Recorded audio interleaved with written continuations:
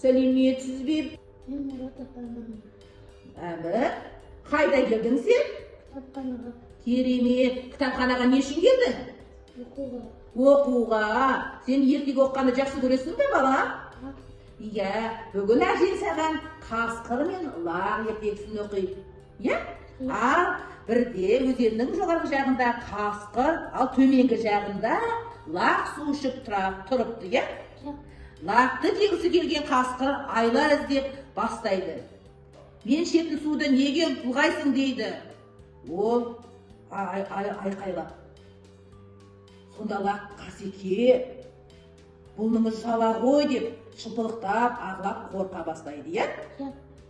Содан кейін ағыстың жоғарғы жағында, сіз жоғарғы жағында, мен төменгі жағында тұрмын.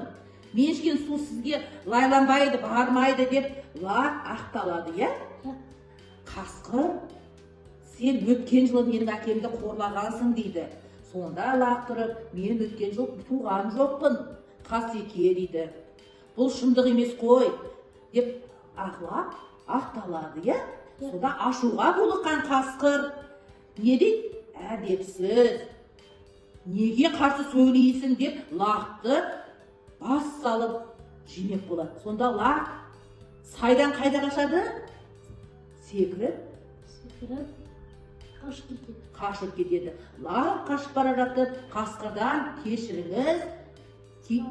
кешірім сұрайды, иә? Сонда бұнда лақ ақылды ма, қасқыр ақылды ма?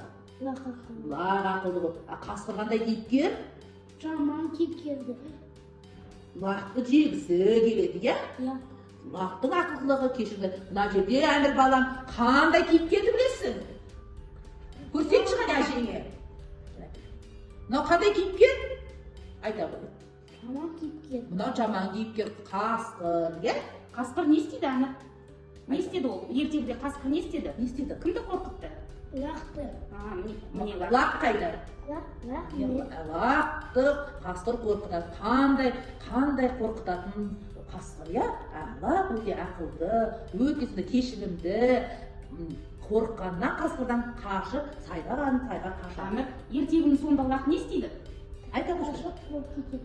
Қашып кетеді, иә? Ертегінің соңында. Саған ертегі ұнады ма, әженің ертегісі? Иә, ұнады. Ендігіде тағы келіп басқа ертегі тыңдаймыз, иә? Тыңдаймыз ба, Әмір бала? Сау болыңыз деп. Сау болыңыз.